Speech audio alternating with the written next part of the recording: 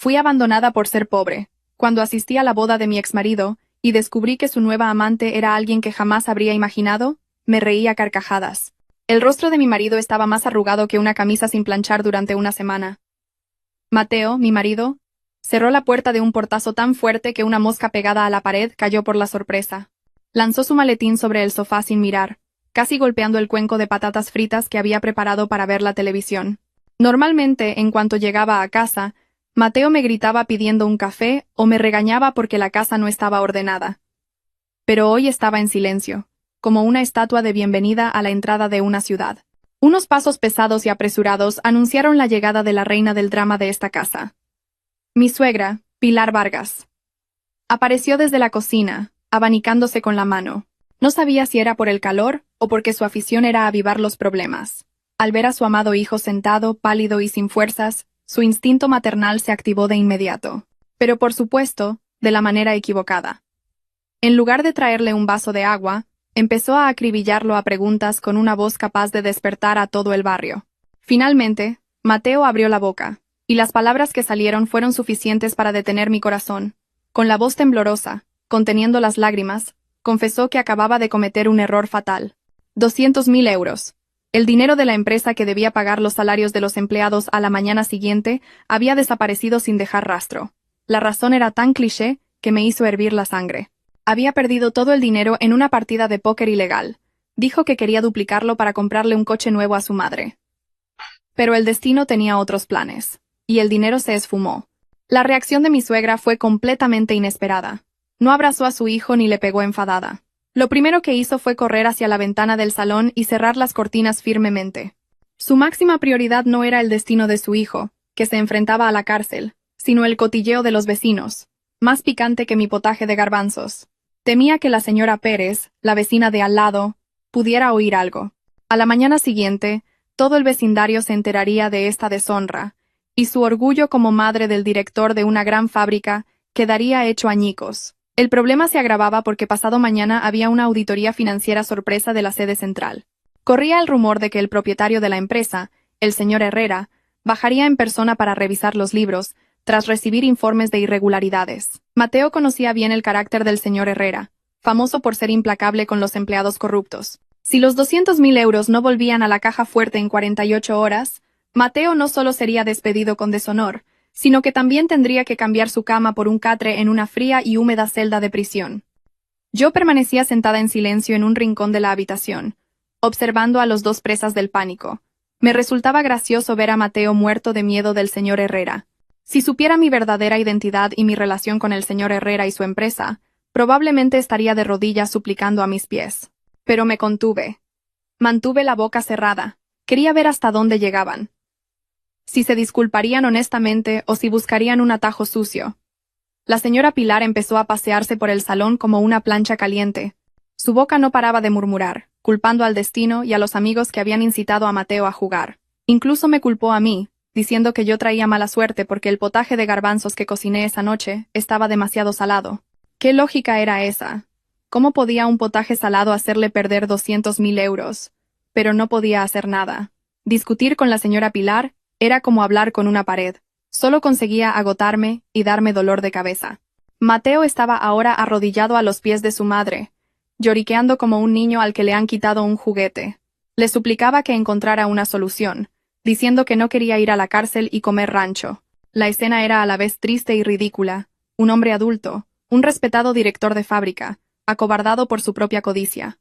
Aquella noche, el salón de nuestra casa parecía más caliente que el infierno. No había soluciones, solo lamentos y acusaciones mutuas.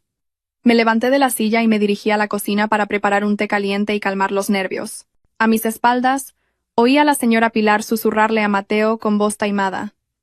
Aquel susurro me dio un mal presentimiento. Parecía que una gran tormenta estaba a punto de desatarse en esta pequeña casa. El silencio asfixiante se rompió cuando dejé una bandeja con 3 tazas de té caliente sobre la mesa. El sonido de las tazas al chocar con los platos sobresaltó a Mateo y a su madre, como si yo hubiera encendido un petardo en casa. Respiré hondo, tratando de reprimir la ira que me subía a la cabeza al ver el comportamiento irracional de ambos. En realidad, no quería involucrarme, pero dejar que mi marido fuera a la cárcel tampoco era una opción inteligente, especialmente considerando mi verdadera identidad. Con voz tranquila pero firme, propuse la única solución razonable que podía ofrecer como la esposa de un simple director de fábrica. Les dije que tenía algo de oro y efectivo que mis padres fallecidos me habían dejado en herencia, bien guardado bajo el colchón. La cantidad era considerable, unos 100.000 euros. Sería suficiente para cubrir la mitad del enorme agujero que Mateo había creado. Le dije que el resto podríamos conseguirlo empeñando su moto y pidiendo un préstamo a primera hora de la mañana en la cooperativa. Los ojos de Mateo, que habían estado tan apagados como una bombilla de 5 vatios, se iluminaron de repente. Inmediatamente me cogió las manos. Las apretó con fuerza, como si yo fuera un chaleco salvavidas en medio de un mar tormentoso. De su boca no paraban de salir palabras de agradecimiento. Incluso prometió dejar el juego y ser un mejor marido. Por un momento casi creí que este hombre podía cambiar, y mi corazón se ablandó un poco al ver cómo la ansiedad desaparecía de su rostro. Antes de que Mateo pudiera terminar sus dulces palabras, la risa sarcástica de la señora Pilar llenó el pequeño salón. No era una risa de alivio, sino una burla que chirriaba como tiza en una pizarra. Me recorrió de pies a cabeza con esa mirada despectiva que yo ya conocía de memoria. Para ella, la solución que yo ofrecía debía de sonar como el chiste más malo del mundo. Las siguientes palabras que salieron de la boca de mi suegra pusieron a prueba mi paciencia. Dijo que 100.000 euros era una miseria que no servía para nada. Según su milagrosa lógica, el problema requería los 200.000 euros íntegros esa misma noche. No se podía pagar a plazos ni poner parches. No quería saber cómo, solo que debía solucionarse de inmediato, sin tener que empeñar la moto ni pasar vergüenza delante de la gente de la cooperativa. Su dedo índice, gordo y lleno de anillos de bisutería, me señaló directamente a la cara. Me acusó de ser una esposa incompetente, incapaz de gestionar adecuadamente el patrimonio de su marido. Según ella, si yo fuera una esposa que atrajera la buena suerte, Mateo nunca se habría metido en un lío así. Incluso me llamó tacaña por ofrecer el dinero solo ahora, a pesar de que yo me había enterado del problema apenas 5 minutos antes. La capacidad de la señora Pilar para distorsionar la realidad era realmente asombrosa. Sería una guionista perfecta para un culebrón. Mi esperanza de que Mateo me defendiera se hizo añicos cuando soltó mi mano. Volvió a bajar la cabeza. Se había dejado convencer por su madre de que mi ayuda no era suficiente, y solo prolongaría el sufrimiento. Permaneció en silencio mientras su madre decía que mis ahorros eran una basura en comparación con el orgullo de la gran familia del director de la fábrica. La mentalidad de plastilina de Mateo era incorregible. Temía más a su madre que a perder la dignidad delante de su esposa. Sentí una opresión en el pecho, no por tristeza, sino por contener la risa ante su estupidez intrínseca. Si hubieran sido un poco más amables y agradecidos, podría haber llamado inmediatamente al señor Herrera y solucionarlo todo con un chasquido de dedos, sin gastar un céntimo. Pero no. Su arrogancia les había cegado, y prefirieron desechar el salvavidas que tenían delante, mientras esperaban un crucero que podría no llegar nunca. La señora Pilar agitó la mano delante de mi cara como si espantara una mosca que interrumpiera su almuerzo. Me dijo que usara mi miseria para comprar especias para la cocina, que ella encontraría otra vía más elegante y digna. Dijo que una familia respetada no soluciona sus problemas mendigando en cooperativas ni vendiendo sus bienes. Sacando pecho, y sin darse cuenta de que su decisión era el comienzo de su propia ruina, dijo que contactaría con un viejo conocido rico, que conocía desde hacía mucho tiempo. Cuando el sol se había puesto por completo y la esperanza en el rostro de Mateo se había vuelto tan fina como una piel de cebolla, una reluciente berlina negra se detuvo justo delante de la puerta de nuestra casa, cuya pintura empezaba a desconcharse. El sonido del motor era tan suave que contrastaba fuertemente con los latidos del corazón de Mateo, que temía que fuera la policía o un cobrador de deudas. Pero del coche no bajó un funcionario con uniforme marrón, sino una joven que parecía más una lámpara decorativa andante que una invitada distinguida. La mujer entró en el patio con sus tacones de aguja, que resonaban como si llamaran a la puerta de la codicia de los dueños de esta casa. Su perfume era tan penetrante que los mosquitos del porche probablemente se habrían desmayado borrachos. La señora Pilar, que había estado tan decaída como una gallina enferma, se levantó de un salto y se pasó los dedos por el pelo despeinado a la velocidad del rayo. Su instinto materialista pareció detectar el olor a dinero, mucho más fragante que el perfume de esta invitada no deseada. Mateo se levantó de la silla con los ojos brillantes, y la recibió con nerviosismo. Resultó que era Verónica, una nueva conocida con la que Mateo se había estado viendo mucho durante la última semana. Verónica se presentó con un tono afectado, añadiendo un toque de coquetería al final de cada frase, como la villana de un antiguo serial radiofónico. Se presentó como la hija única del señor Ramos, el terrateniente más rico del pueblo de al lado, cuyos campos se extendían hasta donde alcanzaba la vista. Sin pedirme permiso a mí, que seguía congelada en un rincón de la habitación con la bandeja vacía en las manos, Verónica se sentó directamente en el mejor sofá de nuestra casa. Con un tono de compasión muy fingido, dijo que ya se había enterado del problema de Mateo. No sé de dónde, pero probablemente Mateo se había quejado o ella tenía buenas fuentes. Sin embargo, la solución que Verónica propuso hizo que la mandíbula de la señora Pilar cayera hasta el suelo. Prometió pagar la totalidad de la deuda de 200.000 euros esa misma noche, en efectivo y sin intereses. No solo eso, Verónica hizo promesas aún más tentadoras. Dijo que su padre, el señor Ramos, necesitaba a alguien de confianza para gestionar un nuevo negocio, y que ella ya había recomendado a Mateo para el puesto de director general. Al oír la palabra director, Mateo se rió solo. Probablemente se imaginaba a sí mismo sentado en una silla mullida, dando órdenes a diestro y siniestro, olvidando que 5 minutos antes estaba llorando por miedo a ir a la cárcel. Por supuesto, en este mundo no hay nada gratis, y menos de una extraña vestida con una ostentación barata. Verónica impuso una condición absoluta que congeló el ambiente de la habitación en un instante. Dijo que su padre la estaba presionando para que se casara esa misma semana para asegurar la buena marcha del negocio familiar. Así que, si Mateo quería saldar su deuda y ascender, tenía que casarse con Verónica lo antes posible. La razón era ridícula. Dijo que necesitaba un marido decidido y responsable como Mateo. Y eso que todo el pueblo sabía que Mateo solo era decidido cuando regañaba al gato. Contuve la risa al ver esta estúpida obra de teatro desarrollarse ante mis ojos. Como persona que realmente trabaja en la industria de la alimentación, sabía perfectamente quién era el verdadero señor Ramos, y no tenía ninguna hija de la edad de Verónica. Pero los dos que tenía delante estaban cegados por el brillo de las joyas de imitación que llevaba Verónica. Las pulseras doradas que adornaban su muñeca eran tan amarillas y brillantes que saltaban a la vista. Claramente eran del mercadillo, pero a los ojos de la señora Pilar parecían diamantes puros de África. Verónica me lanzó una mirada despectiva, y luego volvió a centrar su atención en la señora Pilar. Se abanicó la cara con un sobre grueso que sacó del bolso. La señora Pilar miraba el sobre como un gato mira un pescado fresco. En ese momento, me di cuenta de que mi presencia en esa habitación ya era considerada como el polvo sobre la mesa, invisible y lista para ser limpiada en cualquier momento para recibir a la valiosa invitada que había traído este falso tesoro. La atmósfera del salón se convirtió en un tribunal improvisado, con la avaricia de la señora Pilar actuando como el mazo de un juez. Verónica, con una actuación digna de elogio, lanzó una bomba de relojería entre nosotros. Dijo que su padre, ese ficticio señor Ramos, era un hombre de tradiciones muy arraigadas, y que nunca aceptaría un yerno con ataduras del pasado.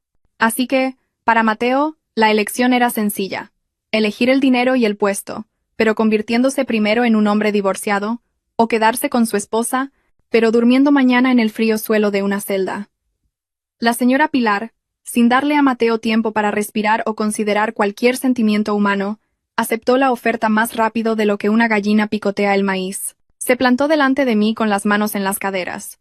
Sus ojos estaban tan abiertos que parecían a punto de salírsele de las órbitas. Me miró, no como la nuera que la había cuidado durante 3 años, sino como si fuera suciedad en un zapato caro. Para la señora Pilar, de repente me había convertido en un muro gigante que bloqueaba la autopista hacia 7 generaciones de riqueza. Los gritos de la señora Pilar esa noche fueron ensordecedores. Instó a Mateo a que se divorciara de mí de inmediato. La razón era incomprensible para el sentido común, para salvar el prestigio de la gran familia. ¿Qué lógica era esa? Intentar abandonar a una esposa inocente para encubrir las fechorías de un hijo ladrón. Empezó a compararme con Verónica. Verónica era un ángel de la salvación enviado por Dios, y yo no era más que un parásito que ocupaba espacio en la casa y consumía arroz. Mateo, el hombre que una vez prometió ante el altar pasar el resto de su vida conmigo, ahora tenía el valor encogido como una galleta mojada. Me miró de reojo y luego miró el fajo de billetes en el regazo de Verónica, y la decisión fue muy fácil de tomar. Sin lágrimas de arrepentimiento ni palabras de disculpa, con una voz forzadamente decidida, Mateo me comunicó el divorcio delante de su madre y su nueva amante. Sus palabras salieron con tanta facilidad, rompiendo el sagrado vínculo del matrimonio simplemente por las apariencias y una dulce promesa que ni siquiera era segura. Lo más indignante fue que la señora Pilar me echó de casa esa misma noche. No quería que me quedara más tiempo en esa casa por miedo a que mi aura de pobreza contagiara a Verónica y les arruinara la suerte. Me ordenó que me fuera solo con la ropa que llevaba puesta. Me quitó la cartera, y si no hubiera metido rápidamente el móvil en el bolsillo del pantalón, también me lo habría quitado. Me trataron de verdad como si fuera basura, que debía ser arrojada a un vertedero antes de que pasara el camión de la basura. Miré uno por uno los rostros que tenía delante. Mateo, que bajaba la cabeza cobardemente. Verónica, que sonreía victoriosa mientras se retorcía un mechón de pelo. Y la señora Pilar, que jadeaba de la emoción de echarme. Más que tristeza, una extraña sensación de alivio se apoderó de mi corazón. La notificación de divorcio de Mateo, en realidad, me liberaba de una larga obra de teatro en la que interpretaba a la esposa de un director de fábrica, con un sueldo ajustado pero con gastos por las nubes. Me dirigí a la puerta sin decir palabra. El cielo nocturno de esa noche era tan oscuro como el futuro que les esperaba a mi exmarido y a mi suegra, aunque ellos no se dieran cuenta. Antes de cerrar la puerta, oí la risa alegre de la señora Pilar diciéndole a Verónica que la casa ya estaba limpia de plagas. Esbocé una leve sonrisa en la oscuridad del porche, conteniendo la risa al imaginar los sorprendidos que se quedarían cuando descubrieran que la plaga que habían desechado era en realidad la dueña de la tierra sobre la que se levantaba su casa. Mis pasos eran ligeros, lista para empezar a planear una valiosa lección que nunca les enseñarían en la escuela. La burocracia en este país era realmente asombrosa. Si se engrasaba lo suficiente por debajo de la mesa, las cosas se podían hacer a la velocidad del rayo. En solo una semana, mi estatus como esposa legal de Mateo fue eliminado oficialmente de mi certificado de familia. Su lugar lo ocupó Verónica, una mujer salida de la nada. Sin tiempo para el luto o para guardar las apariencias ante los vecinos, las invitaciones de su boda se imprimieron con una tinta dorada tan brillante que hacía daño a los ojos y se repartieron por toda la ciudad. El salón de actos municipal, que normalmente se usaba para la gimnasia de los mayores cada domingo por la mañana, se había transformado hoy en un palacio improvisado de un gusto pésimo. Montones de flores de plástico de colores se apilaban por todas partes, compitiendo con telas decorativas rojas y doradas que parecían envoltorios de chicles baratos. Parecía que Verónica quería mostrarle al mundo su gusto, aunque éste se pareciera más a un mercadillo en liquidación total. En el estrado, la señora Pilar estaba sentada con una sonrisa tan ancha como un túnel de tren. Llevaba un vestido ostentoso lleno de lentejuelas y un collar de oro al cuello tan pesado como el ancla de un barco. Por supuesto, todas eran joyas prestadas por Verónica, pero la forma en que la señora Pilar se jactaba ante los invitados era como si acabara de comprar la mitad de una joyería. Sacaba pecho mientras estrechaba la mano de los invitados, muy orgullosa de tener una nuera que creía hija de un terrateniente, y no una mujer corriente como yo. Mateo estaba de pie junto a su nueva amante, radiante, como un gallo que ha ganado una pelea en su propio corral. El traje de alquiler que llevaba le quedaba un poco pequeño en la barriga, pero no le importaba porque su confianza estaba por las nubes. En sus ojos, el problema de la deuda de 200.000 euros se había desvanecido, engullido por las dulces promesas de Verónica, y sentía que su futuro estaba asegurado. Olvidaba que Verónica aún no había ingresado ese pago en la empresa, excusándose en la lentitud de la burocracia bancaria. La mayoría de los invitados no habían venido a dar sus bendiciones, sino a satisfacer su curiosidad, comer gratis y cotillear. Susurraban detrás de sus vasos de zumo sobre lo cruel que había sido Mateo al abandonar a su esposa de toda la vida por una mujer supuestamente rica. Pero Mateo y su familia ya se habían vuelto sordos y ciegos. Estaban demasiado ocupados disfrutando de esta farsa. Se sentían vencedores sobre el destino, celebrando un festín sobre mi dolor, sin darse cuenta de que la pista de baile que pisaban era en realidad una tabla podrida sobre el abismo de la ruina. La fiesta, ruidosa con el sonido de los pasodobles, se silenció de repente, como si la misma parca acabara de pasar por el centro de la sala. No llegué con un pijama raído ni con los ojos hinchados de llorar todo el día en un rincón, como mi ex suegra podría haber imaginado. En absoluto. Esta noche bajé de una berlina negra de lujo, vistiendo un elegante vestido de diseño de color granate, hecho de seda auténtica, no de la seda barata que venden en el mercado, con un precio que probablemente podría pagar un año de las cuotas de la moto de Mateo. Dos hombres corpulentos con trajes impecables caminaban rápidamente detrás de mí. Sus rostros eran inexpresivos, listos para reducir a cualquiera que se pasara de la raya. En el momento en que entré por la puerta principal del salón de bodas, cientos de pares de ojos de los invitados se giraron hacia mí al unísono.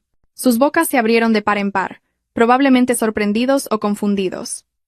Tratando de confirmar si esta elegante mujer era realmente la ex esposa, Alba, que había sido expulsada como un gato sarnoso el día anterior, o una famosa de Madrid que se había equivocado de boda, los susurros apenas audibles de los vecinos se convirtieron ahora en un silencio asfixiante. En el estrado lleno de flores de plástico, vi cómo los ojos de la señora Pilar se abrían tanto que parecían a punto de salírsele de las órbitas. La cuchara de Macedonia que sostenía cayó al suelo con un estrépito, manchando la falda de su vestido, pero ni siquiera se dio cuenta. Su rostro, que había estado sonrojado por el grueso maquillaje, se volvió pálido como una pared sin pintar en un instante. Mientras tanto, el estado de Mateo parecía aún peor.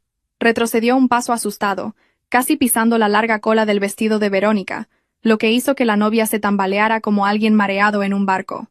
Podía leer sus pensamientos desde lejos. Seguramente pensaban que había venido a suplicar una reconciliación, a llorar histéricamente a los pies de Mateo, o a montar una escena vulgar de culebrón. Mateo incluso parecía aterrorizado, haciendo señas con la mano a los guardias de seguridad del edificio, para que me sacaran rápidamente antes de que arruinara la fiesta. Curiosamente, los dos guardias que intentaron acercarse, retrocedieron disimuladamente y fingieron atarse los cordones de los zapatos, cuando mis dos guardaespaldas les lanzaron una mirada fulminante. Parecía que los guardias conocían su lugar.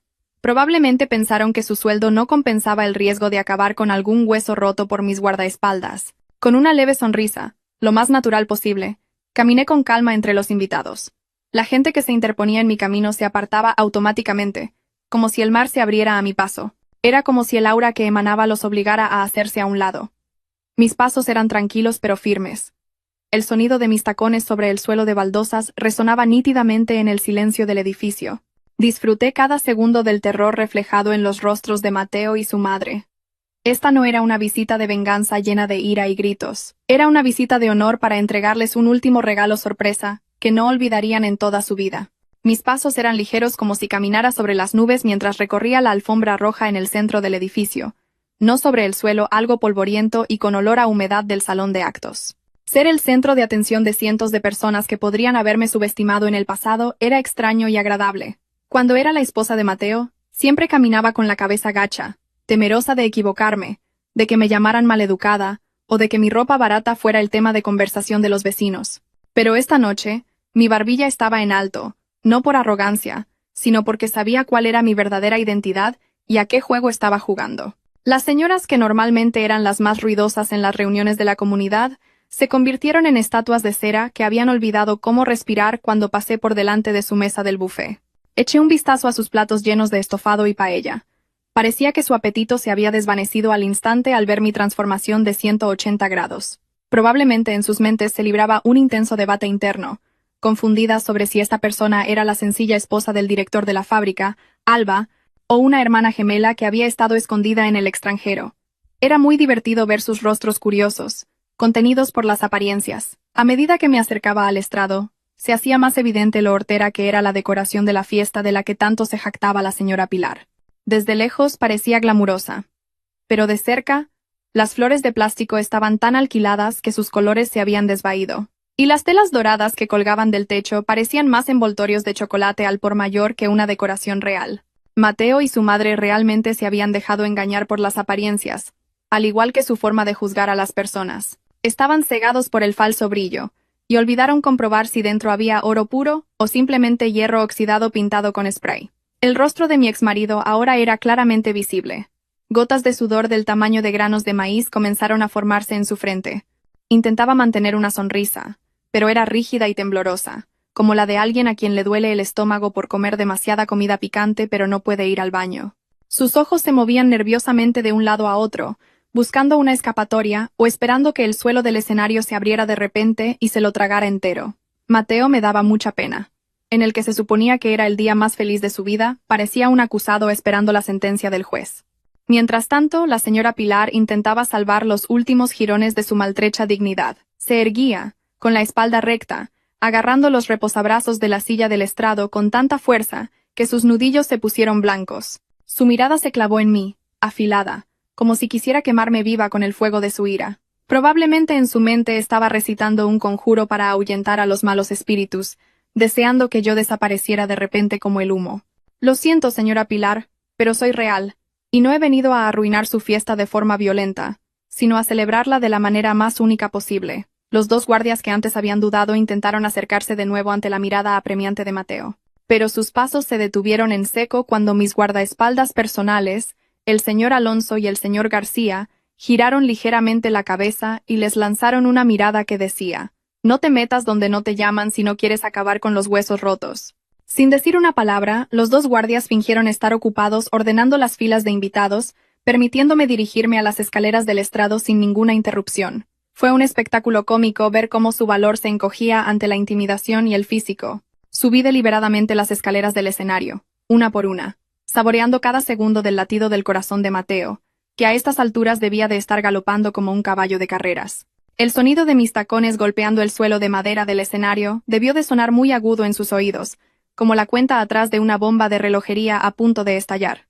Cuando finalmente estuve en el escenario, a su altura, la distancia entre nosotros era de apenas 2 metros, pero parecía haber un abismo muy profundo entre mi destino y el suyo. ¿Qué haces aquí? Susurró la voz de la señora Pilar, baja pero afilada y llena de veneno, en un esfuerzo por no ser oída por los invitados de las primeras filas. ¿Has venido a mendigar o a avergonzar a nuestra familia? Conoce tu lugar, Alba. Has sido desechada. No seas como la basura que vuelve al contenedor. Sus palabras eran mordaces, pero extrañamente, esta vez no me dolieron en absoluto. Más bien sonaban como el ladrido de un perrito sin dientes, ruidoso pero inofensivo. No respondí inmediatamente a las imprecaciones de la señora Pilar. Mis ojos se dirigieron a la figura de la novia, sentada a su lado. Verónica, o como fuera que se llamara en realidad, tenía la cabeza profundamente inclinada, escondiendo el rostro detrás del ramo de plástico que sostenía. Su cuerpo temblaba violentamente, hasta el punto de que el adorno de su cabeza se movía de forma ridícula. Su vestido de novia, que desde lejos parecía glamuroso, ahora revelaba sus verdaderos detalles a mis agudos ojos. Las costuras eran toscas, con hilos sueltos por todas partes, y los adornos estaban pegados de cualquier manera con una pistola de silicona. «Levante la cara, señora», dije en voz baja pero firme, lo suficientemente alta para que los tres en el escenario me oyeran. Mateo se sobresaltó por mi cambio de tono, de la sumisa esposa Alba a una figura amenazante. Lenta, muy a regañadientes, Verónica levantó el rostro. Cuando nuestros ojos se encontraron en ese preciso instante, mi compostura se rompió. No lloré ni me enfadé. Ocurrió todo lo contrario. Al ver claramente ese rostro bajo las brillantes luces del escenario, un recuerdo de hace 3 meses me vino a la mente.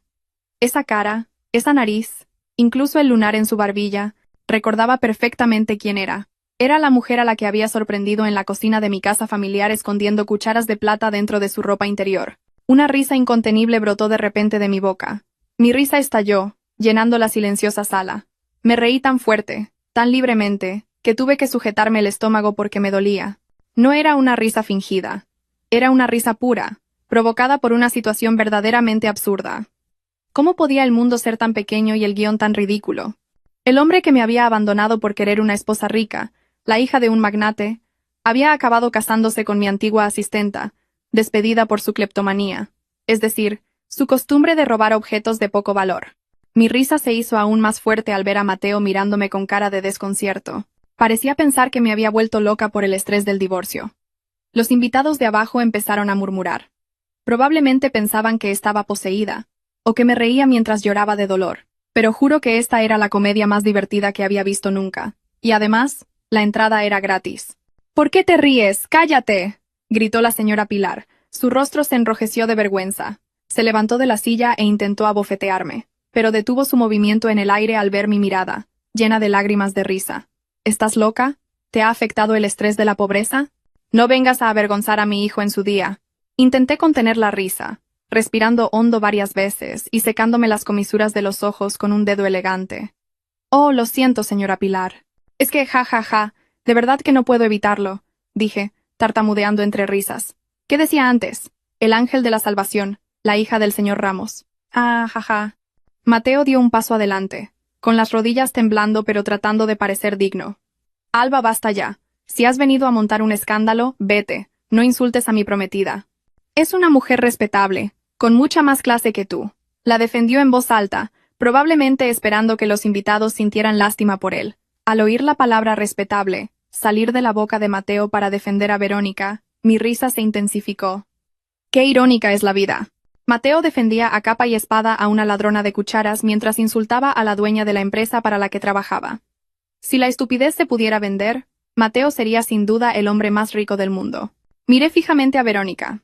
El rostro de la mujer estaba ahora más blanco que el grueso maquillaje que llevaba. No se atrevía a mirarme a los ojos. Sus ojos buscaban desesperadamente una salida, como un ratón acorralado por un gato. Ella lo sabía. Yo lo sabía. Y ella también. Su farsa había terminado esa noche. Mateo, Mateo, dije, negando con la cabeza. Mi tono era como el de una maestra de guardería regañando a un alumno por comerse el pegamento. Eres realmente gracioso. ¿Estás tan ciego por querer hacerte rico tan rápido como un fideo instantáneo? ¿No reconoces a la mujer que tienes al lado? ¿O es que el maquillaje es tan espeso que te ha hecho olvidar la lógica? La señora Pilar agarró el micrófono que estaba al lado del estrado, probablemente con la intención de llamar a seguridad por el altavoz. Fuera. Seguridad.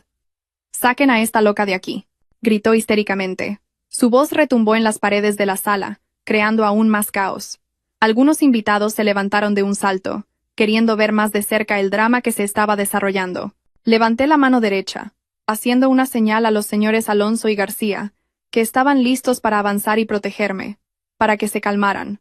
No necesitaba la violencia física. Las palabras y los hechos eran más que suficientes para derribar su castillo de arena. Me acerqué a Verónica, que retrocedía hasta chocar con una silla. Hola, Verónica. La saludé amablemente con el nombre que usaba cuando trabajaba en mi cocina. ¿Cómo estás? ¿Todavía tienes el hobby de coleccionar cucharas de plata ajenas? ¿O ahora has subido de nivel y coleccionas maridos ajenos? Esa pregunta casual consiguió silenciar toda la sala. Silencio absoluto. Parecía que hasta los grillos de fuera se habían callado de la sorpresa. Mateo giró la cabeza hacia Verónica, con el cuello rígido, como si estuviera oxidado. ¿Verónica? ¿Quién es Verónica? Esta mujer se llama Estela. Alba. No inventes historias. Sonreí de lado. La sonrisa de la victoria que había estado conteniendo. Era hora de abrir de par en par el telón de este escenario, para que todo el público supiera quiénes eran los verdaderos payasos del circo. Caminé lentamente hacia la mesa donde estaba el micrófono que la señora Pilar había soltado, y lo cogí con elegancia. Señoras y señores, estimados invitados, y mi ex-suegra que tanto valora el respeto.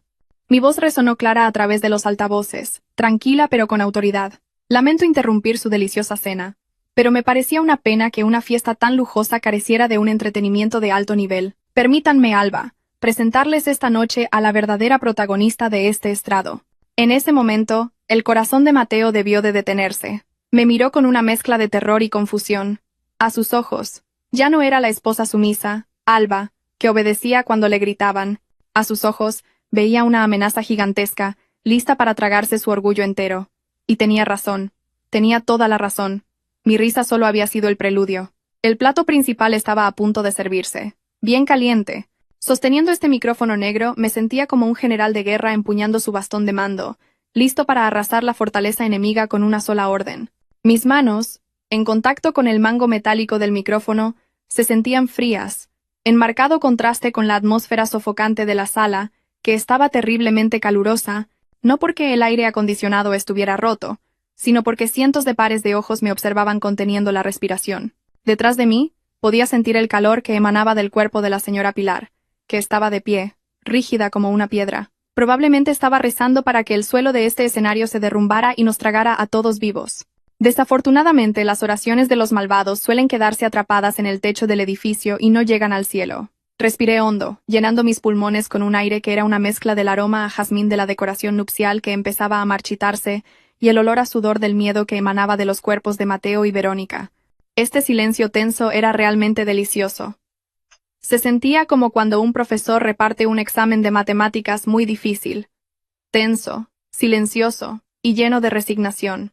La diferencia era que aquí, la profesora era yo, y en las frentes de ellos tres ya estaba claramente marcada una nota roja de suspenso. Señoras y señores, comencé mi discurso con una voz tranquila y suave, pero enfatizando claramente cada sílaba para que se escuchara perfectamente en los tímpanos de todos, incluido el aparcacoches de fuera del edificio. Probablemente se pregunten por qué la ex esposa, la que dicen que es una indigente y trae mala suerte, se atreve a subir con tanta desfachatez a este sagrado y noble estrado, ¿verdad?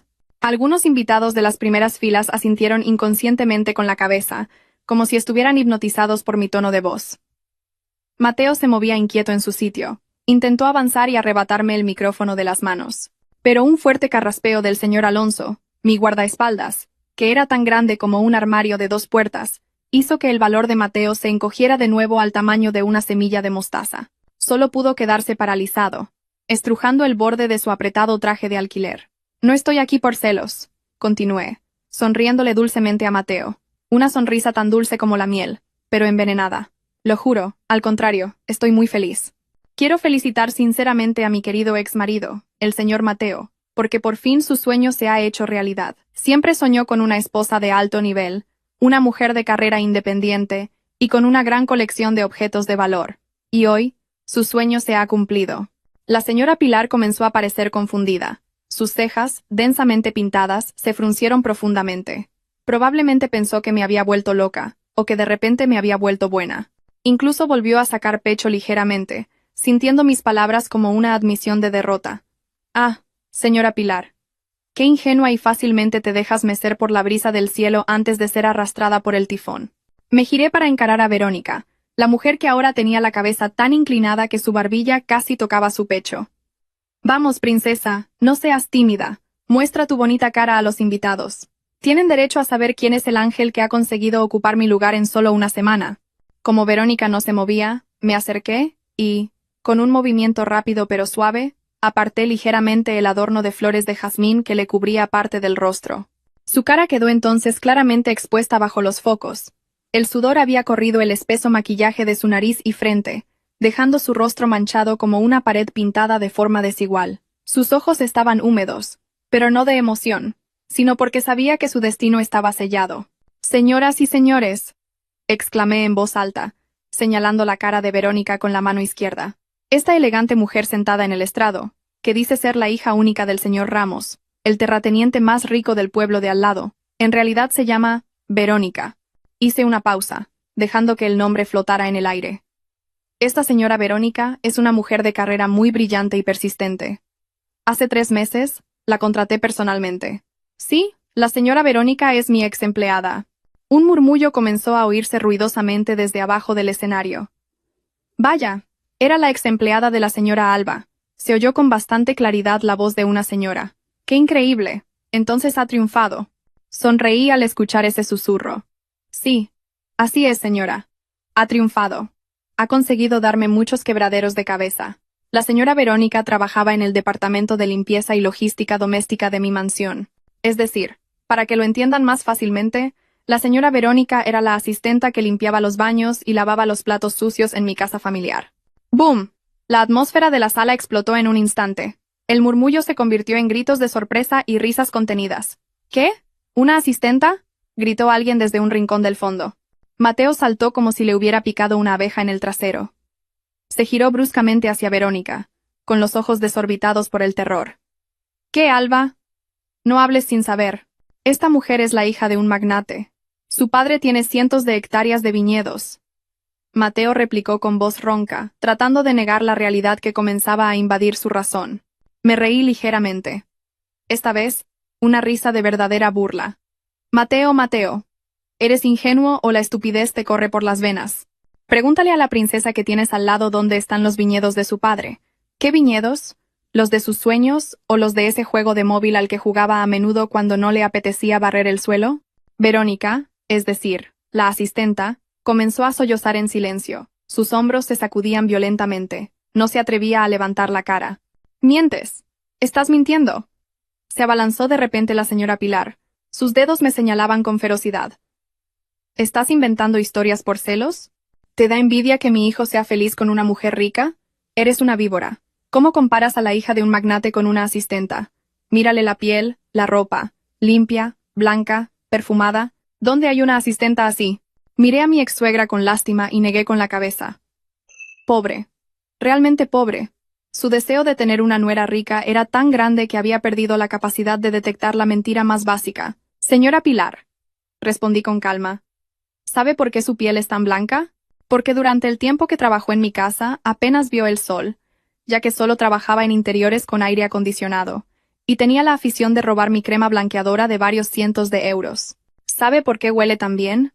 Porque antes de huir de mi casa, derramó un frasco de mi perfume más caro sobre su ropa. Y en cuanto a esa ropa tan elegante, compruebe la etiqueta del cuello del vestido de novia que lleva. Seguro que es alquilado en el salón Mimi del mercado. La señora Verónica no tiene ni un céntimo para comprarse un vestido. La señora Pilar se quedó con la boca abierta, sin poder decir nada. No le salía la voz. Y una cosa más, Mateo. Me volví de nuevo hacia mi exmarido, que ahora estaba más pálido que un cadáver. ¿Sabes por qué la despidieron de mi casa y huyó? No fue porque quisiera labrarse una carrera o casarse con un príncipe azul como tú. Huyó porque la pillaron robando. Me acerqué más a Verónica y me incliné ligeramente. Verónica, ¿todavía te acuerdas? Los 3 anillos de oro de mi madre, los 2 pares de pendientes de diamantes y los 2000 € para gastos de la cocina que te llevaste del cajón de mi tocador. Ah, y no olvides la colección de cucharas de plata antiguas que escondiste dentro de una almohada. ¿Todavía te queda algo o lo has vendido todo como capital para estafar a esta pretenciosa familia de director de fábrica? Verónica finalmente no pudo más. Se tapó los oídos y gritó histéricamente. Basta, cállate, no sigas. Su voz aguda era una voz que yo conocía muy bien, la misma que usaba cuando veía una cucaracha en su cuarto de asistenta, y gritaba pidiendo ayuda. La confesión indirecta de la boca de Verónica fue el último clavo en el ataúd del orgullo de la familia de Mateo. Los invitados ya no susurraban. Se reían abiertamente y se burlaban de los novios en el escenario. Vaya, una novia estafadora. Jala, al director Mateo se la han colado bien. Señora Pilar, su nuera limpiará bien los baños. Los comentarios mordaces de los invitados volaban como flechas que se clavaban directamente en el corazón de la señora Pilar. La anciana se tambaleó, sus piernas se aflojaron como gelatina, jadeó y se apoyó en el reposabrazos de la silla del estrado. La fantasía de emparentar con una familia de magnates. La fantasía de presumir de oro en las reuniones de la comunidad. La fantasía de vivir a cuerpo de rey, cómodamente sentada. Todo se convirtió en polvo en un instante. Mateo miró a Verónica con una mezcla de asco y horror. Se apartó de ella como si fuera una enfermedad contagiosa mortal. Entonces, ¿todo ha sido mentira?, preguntó Mateo con voz temblorosa. El dinero para pagar la deuda, la promesa del puesto de director, todo era mentira. Verónica levantó la cara. Ahora un desastre de lágrimas y mocos. El maquillaje corrido de los ojos la hacía parecer un fantasma de una película de terror barata. Lo siento, cariño. Yo solo quería vivir cómodamente. Pensé que casándome con un director de fábrica estaría segura. La policía me buscaba en la ciudad de al lado, cariño. Necesitaba un lugar donde esconderme, confesó entre sollozos. Esa respuesta hizo que Mateo gritara de rabia. Maldita seas. Estafadora. Me has arruinado la vida. Mateo levantó la mano para pegarle a Verónica. Pero de nuevo, el pesado carraspeo del señor Alonso detuvo su movimiento. Mateo se dio cuenta de que no podía hacer nada bajo la vigilancia de mis guardaespaldas. Volvía a hablar por el micrófono, disfrutando de cada momento de su ruina. Bueno, señoras y señores, el drama de la hija del magnate intercambiada ha llegado oficialmente a su vergonzoso final. Que nos sirva de lección a todos. Cuando busquen una nuera, investiguen bien sus antecedentes familiares. No se fijen solo en el brillo de sus pulseras. ¿Quién sabe? Quizás esas pulseras las compraron en el mercadillo. 3 por 10 euros. Las risas de los invitados estallaron de nuevo. Incluso un empleado del catering se rió tanto que se le cayó el arroz. Miré mi reloj de oro. Ya casi era la hora. El último acto estaba a punto de comenzar. Mateo. Lo llamé suavemente. Hay algo más que debes saber. Sobre los 200.000 € que malversaste. ¿Creías que se solucionarían con las dulces promesas de la señora Verónica? Ni lo sueñes. Y usted, señora Pilar, que ayer me echó tratándome de indigente. ¿Sabe quién es el dueño de la empresa donde trabaja Mateo? ¿Sabe quién es el dueño del terreno sobre el que se levanta la casa de empresa en la que vivían? La señora Pilar me miró con los ojos vacíos. El sudor frío le empapaba toda la cara. El dueño es la Corporación Herrera, respondí lentamente.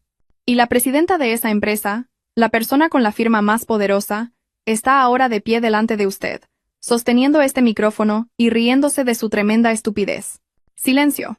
Esta vez era un tipo diferente de silencio. No por tensión, sino por un shock extremo. La boca de Mateo se abrió tanto que una mosca podría haber entrado y puesto sus huevos. La señora Pilar se agarró el pecho y sus ojos se pusieron en blanco, como si la parca le hubiera arrancado el alma a la fuerza y luego se la hubiera devuelto por lástima. Alba, tú, tartamudeó Mateo con la lengua trabada. Sí, soy yo, Alba. La esposa de la que te divorciaste por una asistenta ladrona. La que pensabas que era una indigente. Pero el dinero con el que te pagan el sueldo cada mes sale de mi empresa. La vida es muy divertida, ¿verdad? Justo en ese momento, el sonido característico de una sirena resonó desde la entrada principal del edificio. El sonido se hizo cada vez más cercano, más agudo, rompiendo la atmósfera helada del interior. Luces azules y rojas giraban, reflejándose en las paredes de cristal del salón de bodas. Sonreí satisfecha. Los verdaderos invitados de honor habían llegado. No para comer del buffet, sino para recoger a esta feliz pareja de recién casados y llevarlos de luna de miel al Hotel Los Barrotes, también conocido como La Prisión. Con un gesto elegante, volví a dejar el micrófono sobre la mesa. Que aproveche el postre, Mateo, señora Pilar. Me retiro. Tengo asuntos de negocios más importantes que ver este circo de payasos. Me di la vuelta, dejando atrás el estrado que ahora debía de parecer un infierno para sus ocupantes. Detrás de mí, oí el sonido de las pesadas botas de los policías, seguido de los gritos de pánico de Verónica, y los tardíos lamentos de arrepentimiento de Mateo. Esta fiesta realmente terminó de una manera mucho más grandiosa de lo que la señora Pilar jamás hubiera imaginado, incluso en sus sueños más descabellados.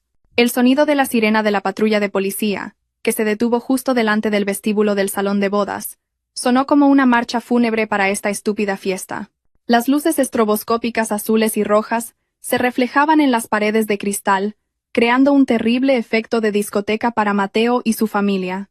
Los invitados, que habían estado ocupados riéndose de los novios en el escenario, ahora se apartaron rápidamente para dejar paso a los agentes de policía, que entraban con uniformes marrones y rostros serios. Entre los policías caminaba un hombre de mediana edad con una camisa de manga larga que yo conocía muy bien. Era el señor Díaz, el director de la fábrica donde trabajaba Mateo y mi leal subordinado. Al ver llegar a su propio jefe escoltado por la policía, el rostro de Mateo, que ya estaba pálido, se tornó ceniciento. Sus rodillas perdieron toda su fuerza. Se desplomó en el suelo del escenario, junto a Verónica, que estaba ocupada secándose los mocos con el borde de su vestido de novia de alquiler. La escena era a la vez patética y satisfactoria. Las dos personas que hace media hora actuaban como las más importantes del mundo, eran ahora solo dos pedazos de carne indefensos esperando su destino. Mateo. La voz del señor Díaz retumbó sin necesidad de micrófono. Su autoridad como director de fábrica redujo el valor de Mateo a 0. ¿Creías que podías malversar el sueldo de los trabajadores y salirte con la tuya? ¿Pensabas que no me daría cuenta de tus artimañas para falsificar los informes financieros para financiar la vida de lujos de tu madre? Mateo temblaba violentamente. Levantó a medias una mano en señal de súplica. Señor Díaz, por favor, perdóneme. Yo perdí la cabeza por un momento. Por favor, no me mande a la cárcel, señor. Lo devolveré. Mi nueva esposa. No. Esta mujer dijo que era rica. Dijo que lo pagaría. Mateo señaló a Verónica con un dedo tembloroso, todavía tratando de culpar a otra persona. El señor Díaz resopló con desdén. Su mirada estaba llena de asco. Sigue soñando. La mujer que tienes al lado también es una estafadora buscada por la policía en 3 ciudades, por suplantación de identidad de hija de funcionario y robo de joyas. Realmente sois la pareja perfecta. Ambos criminales, ambos sinvergüenzas. La policía actuó con rapidez y sin mucho alboroto. 2 agentes subieron inmediatamente al escenario y le torcieron las manos a Mateo a la espalda. El clic de las esposas metálicas al cerrarse en sus muñecas sonó muy nítido en el silencio del edificio. Mateo gritaba y llamaba a su madre como un niño al que no le compran un caramelo. ¡Mamá! ¡Mamá! ¡Ayuda a Mateo, mamá! Mateo no quiere ir a la cárcel. Pero la señora Pilar no podía ayudar. La anciana estaba paralizada en el borde del estrado, con la mirada perdida en su hijo esposado. Su boca murmuraba en silencio. Probablemente su cerebro estaba sufriendo un grave cortocircuito, incapaz de procesar la realidad de que su orgulloso hijo era ahora oficialmente un sospechoso. El sueño de tener una nuera directora y emparentar con magnates se había desvanecido, reemplazado por la imagen de tener que visitar a su hijo en la cárcel cada semana con una fiambrera. El siguiente turno fue el de Verónica. La mujer intentó resistirse por un momento. Pateó al aire y gritó que le habían tendido una trampa.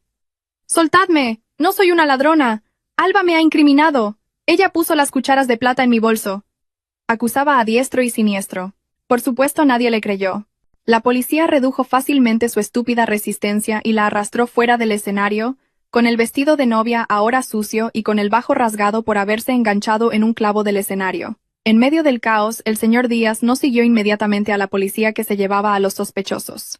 En cambio, se dio la vuelta y caminó directamente hacia mí, que todavía estaba de pie, relajada, cerca de la mesa del micrófono. El rostro del señor Díaz, que había sido severo al regañar a Mateo, se transformó instantáneamente en uno muy respetuoso y cortés. Delante de los cientos de invitados que aún contenían la respiración, el señor Díaz hizo algo que hizo que los ojos de la atónita señora Pilar se abrieran de nuevo por la sorpresa. El señor Díaz se inclinó ligeramente, un gesto de profundo respeto. Luego, Me estrechó la mano cortésmente. Buenas noches, presidenta. La voz del señor Díaz fue bastante alta.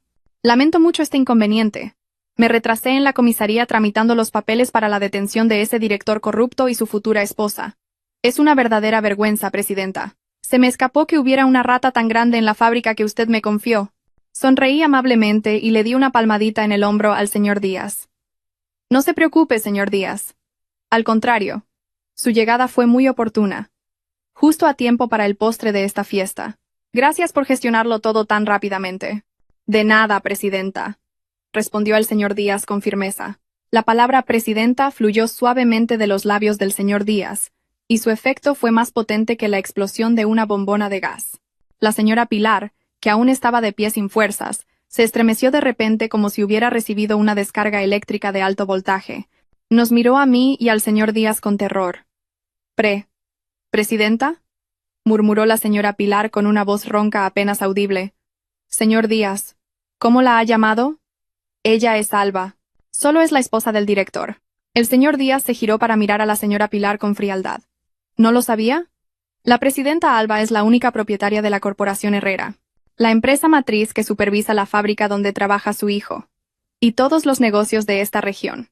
Yo solo soy un subordinado de la presidenta. La casa de empresa en la que vive, la moto que conduce Mateo, e incluso la tierra sobre la que está pisando ahora mismo, todo es propiedad de la presidenta Alba. Mateo, que estaba siendo arrastrado por la policía en la salida, giró la cabeza por un momento al oír esas palabras. Su rostro, mojado por las lágrimas y los mocos, ahora estaba lleno de un arrepentimiento extremo. Acababa de darse cuenta de que había tirado un diamante puro de 1 billón de euros para recoger un guijarro envuelto en papel barato. Había abandonado a una verdadera reina por una sirvienta ladrona. ¡Alba! ¡Alba, lo siento! Gritó histéricamente desde lejos, antes de ser empujado dentro de la patrulla. No lo sabía. De verdad que no lo sabía. Empecemos de nuevo. ¿Sí? Todavía te quiero. Me reí para mis adentros al escuchar ese grito desesperado. ¿Amor? ¿Qué clase de amor es ese que solo aparece cuando te enteras de que la otra persona tiene una inmensa fortuna? Eso no es amor. Es una propuesta de negocio rechazada. La señora Pilar finalmente no pudo soportar más el bombardeo de realidades. Sus piernas cedieron. Su corpulento cuerpo cayó al suelo del escenario con un sonoro ¡pum! Se había desmayado. Desmayada por la vergüenza, desmayada por el shock, y desmayada al darse cuenta de que a partir de mañana sería expulsada de la casa de empresa y podría tener que dormir en la garita del vigilante porque no tenía a dónde ir. Observé el cuerpo de la señora Pilar mientras era sacado por algunos guardias de seguridad. No sentía ni una pizca de compasión en mi corazón. Cosecharon lo que sembraron, una boda que debería haber estado llena de felicidad, se convirtió en un espectáculo legal educativo para todos los ciudadanos. Vámonos, presidenta.